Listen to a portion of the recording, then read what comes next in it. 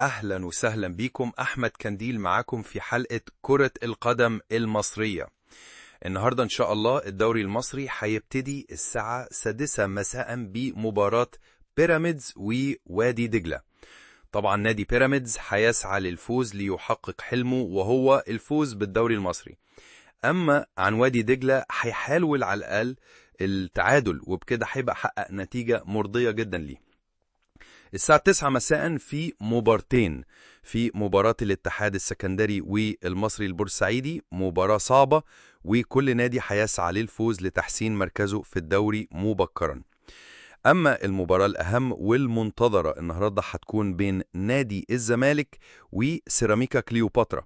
في الحقيقة هتكون المباراة صعبة جدا على الفرقتين، خصوصا الزمالك اللي عمل صفقات كتيرة عشان يقدر ينافس على الدوري، لأن جماهير نادي الزمالك مش هترضى بأي نتيجة غير الفوز النهاردة. على الناحية التانية سيراميكا من الفرق التقيلة واللي مش سهلة بقالها كام سنة، إذ ما كسبش النهاردة هيسعى للتعادل على الأقل. يا ترى توقعاتكم للماتشات النهاردة إيه؟ قولوا لي توقعاتكم في التعليقات، ويا ريت ما تنساش تعمل لايك على الفيديو، ولو انت شايفني على اليوتيوب تشترك في القناة، لو شفت الفيديو ده على الانستجرام او التيك توك يا ريت ما تنساش تعمل لي فولو. احمد كنديل كان معاكم النهاردة في حلقة كرة القدم المصرية، واتمنى تكون الحلقة عجبتكم. عاملين ايه؟ احمد انديل معاكم في الحلقه النهارده دي. هتكلم على ماتش بيراميدز ووادي دجله ومباراه الزمالك وسيراميكا كليوباترا. بس الاول يا ريت تدوس لايك على الفيديو، لو بتشوف الفيديو ده على اليوتيوب تشترك في القناه، ولو على التيك توك او الانستجرام تعمل متابعه تقديرا للمجهود. اولا مباراه بيراميدز ووادي دجله، بدايه سلبيه وكروت حمراء. التعادل يفرض نفسه بين دجله وبيراميدز في افتتاح الدوري. التعادل فرض وادي دجلة التعادل السلبي مع بيراميدز في اللقاء الافتتاحي من الدوري المصري 2025-2026، وعاد دجلة للدوري المصري بعد غياب 4 مواسم، واستطاع فرض التعادل السلبي على بطل إفريقيا. في المقابل تعادل بيراميدز في افتتاح مشواره للموسم الرابع على التوالي. قبل بداية اللقاء وقف لاعبو الفريقين دقيقة حدادا على روح محمود أبو النجا، بونجا حارس دجلة السابق اللي توفي قبل أيام على انطلاق الدوري. بدأ اللقاء هادئا، وأشهر محمد أبيل بطاقة صفراء لوليد الكرتي في الدقيقة 11، وبعد 7 دقايق عاد الحكم لتقنية الفيديو وعاد لأرض الملعب مشهرا بطاقة حمراء للمغربي. بطاقة حمراء هي الثانية في مسيرة المغربي بشكل عام ومع بيراميدز. استحوذ بيراميدز على الكرة وحاول وادي دجلة على مرمى أحمد الشناوي لكن دون أي جديد، لينتهي الشوط الأول سلبيا ومكتفيا ببطاقة حمراء. في الشوط الثاني أشهر أبيل بطاقة صفراء لمحمود طلعت، وبعد 5 دقايق في الدقيقة 63 أشهر ثانية لنفس اللاعب لتتحول لحمراء، ليتعادل لاعبو الفريقين في أرض الملعب. وفي الدقيقة 64 شارك مصطفى زيكو ومحمد رضا بوبو ومروان حمدي بدلا من مايلي وعبد الرحمن مجدي وإيفرتون في تغيير هجومي شامل من كرونوسلاف يوتشيتش. ورد دجلة بمشاركة الهولندي ميسكاندر بدلا من محمد عبد العاطي في الدقيقة 66، وأصبح خامس هولندي يشارك في الدوري المصري عبر تاريخه. وتألق الشناوي في التصدي لتسديدة قوية من الهولندي في الدقيقة 74، وغاب بيراميدز عن أي تهديد هجومي. وفي الدقيقة 68 عاد الحكم لمطالعة تقنية الفيديو لوجود شك في ركلة جزاء لصالح دجلة، لكن بعد مطالعة استمرت ل4 دقائق عاد دون احتساب قرار في صالح الغزلان. مرت الدقائق الأخيرة دون جديد ليتقاسم كل فريق نقطة من المباراة.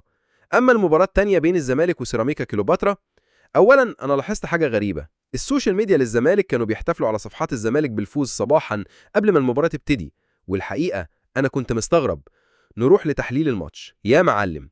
ماتش الزمالك وسيراميكا كليوباترا اللي اتلعب النهارده في أول جولة من الدوري كان ليه طعم خاص، خصوصا إنه بداية موسم جديد.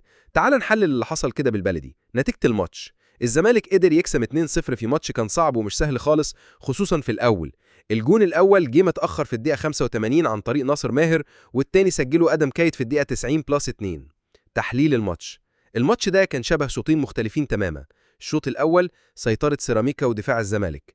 يا جدعان، سيراميكا كليوباترا بدأ الماتش بشكل مرعب جدا، كانوا منظمين جدا وهجماتهم خطيرة.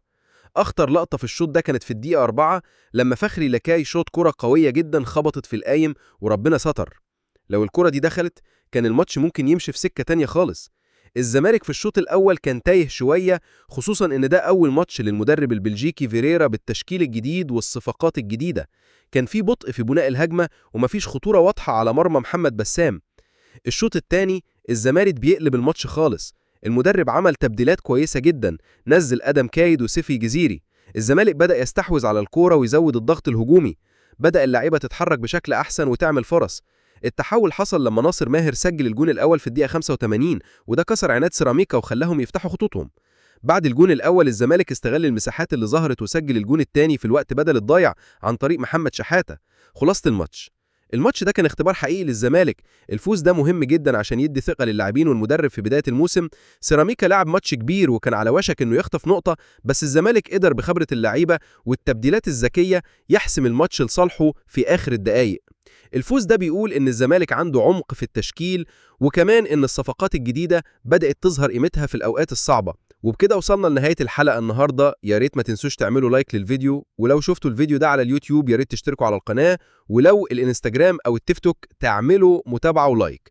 احمد انديل كان معاكم، واتمنى تكون الحلقة عجبتكم.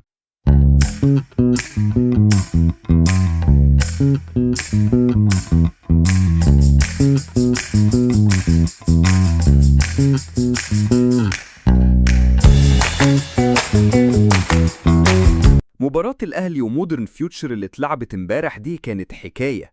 الماتش ده كان أول جولة في الدوري الجديد، والأهلي كان داخل وعينه على ال3 نقط عشان يبدأ بداية قوية. بس الحقيقة الماتش ممشيش زي ما جمهور الأهلي كان يتمنى. الأهلي بدأ الشوط الأول بشكل بطيء كده، وما كانش فيه حلول هجومية كتير، ومودرن فيوتشر كانوا واقفين كويس في الدفاع. الشوط الثاني بدأ والأهلي ضغط أكتر، وفعلا قدر يجيب الجون الأول عن طريق أحمد رضا براسية حلوة. بس فرحة الأهلي ما كملتش، لأن مودرن فيوتشر رجعوا في الماتش بسرعة وجابوا التعادل من حسام حسن اللي كان لعيب في الأهلي قبل كده. وبعدها بكام دقيقة مودرن فيوتشر قلبوا الماتش وجابوا الجون التاني عن طريق علي الفيل. الماتش اتقلب والأهلي بقى مضغوط، بس برضه رجعوا في النتيجة بسرعة، وياسين مرعي جاب الجون التاني للأهلي. الماتش فضل رايح جاي لحد آخر دقيقة، بس في الآخر كل فريق طلع بنقطة واحدة. باختصار الأهلي قدم شوط أول مش كويس، وضيعوا فرصة الفوز في الشوط الثاني لما تقدموا، وبعدها دخل فيهم هدفين ورا بعض. ومودرن فيوتشر عملوا ماتش كبير وطلعوا بنتيجة إيجابية قدام بطل الدوري. ده ماتش كده من الماتشات اللي بتفوق اللعيبة وبتقول لهم إن الدوري لسه طويل ومش سهل،